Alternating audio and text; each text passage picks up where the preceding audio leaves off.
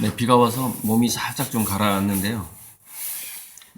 음, 아직도 제가 이지성의 그 에이트를 비판하는 영상을 보고, 음, 그래도 이지성이 좋은 역할을 했다 이런 식으로 이제 이지성을 두둔하는 댓글들이 아직도 달리는데, 이제 그런 댓글 좀 그만 달았으면 좋겠고요. 2019년에 이 시사인 잡지에서 인공지능 컨퍼런스를 열었어요. 제목은 이미 시작된 미래 로봇과의 공존. 제가 막 메모를 많이 해버려서 여러분이 로봇을 만들 차례입니다. 이게 이제 우리가 인공지능 로봇을 만든다라는 개념이 그게 이제 제가 어제 말했던 삼성의 AI가 실패하는 이유에 대해서 삼성은 고품질 데이터를 확보하기 어렵기 때문에 삼성의 AI가 성공하기 어렵다 이렇게 말씀을 드렸고 이 2019년 시사인 인공지능 컨퍼런스에서 나왔던 가장 중요한 이야기가 뭐냐면 인공지능이 점점 발달하면서 사람들이 일자리를 잃는데 그 일자리를 잃어버린 인간들이 어떤 일을 하게 될 것이냐 거기에 대한 이야기가 나오는 거예요. 뭐라고 얘기하냐면은 그 일자리를 잃어버린 사람들은 인공지능에게 어떤 올바른 데이터를 제공하면서 그것으로 이제 오히려 월급을 받게 된다는 그런 이야기가 나오고 일본에 이제 그 어떤 기업에서 잠깐만요. 지금 샤오아이 기업인가? 그렇지. 중국 기업이네요. 예. 중국 AI 기업에서 이제 AI가 점점 발달하면서 약 10,000명 중에서 3,000명으로 실질적으로 하던 일은 3,000명만 남게 되고 7,000명의 해고가 이제 7,000명이 그 일에서부터 떠나야 하는 상황이 된 거예요. 근데 그 회사에서 그 7,000명에게 어떤 일을 맡겼냐면은 AI를 업그레이드 시키는 어떤 데이터를 제공해주는 그런 역할을 맡기게 된 거죠. 이게 이제 하나의 그 중요한 사례인데 제가 이지성 에이트를 비판하면서 이지성 에이트대로 하다가는 집안이 폭삭 망한다. 다 같이 가난해진다. 이런 얘기를 한 적이 있는데 미래 사회가 이제 제가 예전부터 얘기했던 AI 태교의 단계로 들어간단 말이죠. 진정한 AI가 나오기 전에, AI가 탄생하기 전에 AI가 뱃속에 있을 때 태교를 하죠. 그러니까 AI가 AGI로 완벽하게 이제 자기만의 자율적 의식을 갖게 되기 전 단계가 이제 AI 태교 단계란 말이죠. 태어나기 전이니까. 그 AI 태교 단계가 제가 뭐 한 20년 갈 수도 있고 30년 갈 수 있다고 말씀을 드렸고, 그 과정에는 우리가 일상생활을 하면서 특히 우리 한국은 그걸 잘해야 되는데 리빙랩 개념입니다. 우리가 살아가면서 자기의 일상을 프라이버시를 조금 내려놓고 디지털과 SNS에 살짝 오픈하면서 전 국민들이 삼성을 도와줘도 괜찮습니다. 삼성 AI는 고품질 데이터가 없이는 어차피 실패할 거기 때문에 리빙랩 개념으로 즉 이 한반도 전체가 하나의 그 연구실이다라는 생각으로 우리가 우리의 그 고품질 데이터를 디지털 기반으로 제공을 함으로써 우리가 네이버의 인공지능 또는 삼성의 인공지능의 발달에 도움을 주고 있다. 이렇게 생각을 할 필요가 있고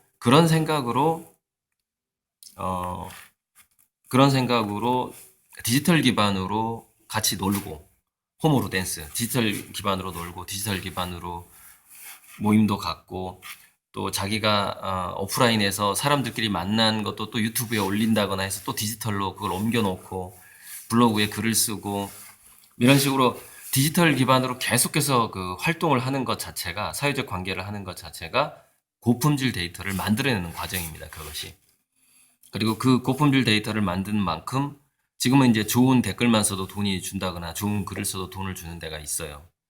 데이터 보상제라는 것이 도입이 돼서 직장을 잃게 되더라도 국민기본급 플러스 알파 더 많은 돈을 벌게 되는 우리 아이들이 이제 그렇게 되는 것이죠. 그러니까 함께 노는 것도 좋지만은 디지털을 기반으로 노는 것도 상당히 중요하다는 것이죠. 이제 그것을 가장 결정적으로 이지성 에이트가 놓친 것이고 저는 여러분 원래 그 리버럴 아트라는 인문학이 그 어원을 파 들어가 보면은 변화에 적응할 수 있는 기술입니다. 리버럴 아트가. 그 리버럴이 흘러간다는 의미를 가지고 있거든요. 뭐 인생 역정 뭐 이런 어, 우리가 이제 예를 들어서 자동차가 지나가면은 바퀴 무늬가 남죠. 바퀴 자국이 남죠. 그 인문이 뭐냐면 사람이 지나간 그 발자국을 인문이라고 하는 거예요. 그것이 이제 글로 남기 시작한 것이 뭐 문자의 역사니까 그렇게 길지가 않죠. 원래 인간에게 있어서 인문학은 대화나 스토리텔링이었죠. 이야기였죠. 할머니가 옛날 이야기를 해주는 방식이었죠. 즉 무슨 얘기냐면은 인문학이라는 것이 글로 책으로 된 역사도 그렇게 길지가 않습니다. 무슨 얘기냐면은 미래의 인문학이라는 것은 인문학이 책하고 다시 이별을 하게 될 가능성이 높다라는 것이죠. 그것이 게임이 될 수도 있고 뭐가 될지는 모르겠는데 레디 플레이어 원이라는 스필버그 영화는 꼭 한번 볼 필요가 있어요. 미래의 인문학은 가상현실 속에서 상당히 게이머 될 가능성이 전 높다고 보고 있거든요. 어, 그래서 지금 리딩으로 리드하라라는 책을 쓴 이디성 작가는요, 인문학의 배신자예요. 왜냐면 인문학을 책에 가두는 방식으로, 자기가 가두진 않았지만, 어떤, 결과적으로 그런 효과를 만들어버린 거예요. 이지성 씨가. 그래서 실질적으로 다가오는 미래 인문학의 대비를 우리 아이들이 못하게 만들어버린 겁니다. 그러니까, 진정한 인문학의 배신자가 이지성이고, 우리 시대의 인문학은 이제 책하고 결별할 준비를 해야 되는 상황이다. 누가 또 이런 얘기를 하니까 댓글로 또 이런 얘기 하더라고. 야, 너도 책만 읽어서 지금 그 자리까지 간 거 아니냐? 네, 맞아요. 하지만 전 1970년생이에요. 2000년대생이 어떻게 해야 될지를 생각해 봐야 되는 그런 상황에서 제가 강의를 하고 책을 쓰는 거 아닙니까? 그리고 이렇게, 이런 어떤 식견이라든가 견해는, 물론 제가 책에서 얻었죠, 물론. 그리고 굉장히 많은 스승들. 그리고 전 유튜브를 통해서 공부를 정말 많이 했어요. 제가 유튜브를 2010년부터 유튜브를 했고, 2011년 초에 유튜브 영상을 올리기 시작했단 말이에요. 제가 유튜브로 공부한 지가 벌써 10년이 돼 간다는 것이죠. 그러니까 저도 영상으로 공부를 많이 했죠. 그, 외국인들, 영어를 아주 제가 히어링이 좋은 건 아니지만, 그래도 그 영어 영상들을 보면서 자막도 없는 거, 영어 영상들을 보면서 나름대로 이렇게 얻는 지식도 참 많았어요. 특히 뇌과학 쪽으로는 그랬었죠. 주제는 리딩으로 리드하지 마라. 인문학 배신자 이지성. 인문학은 책과 결별할 준비를 해라.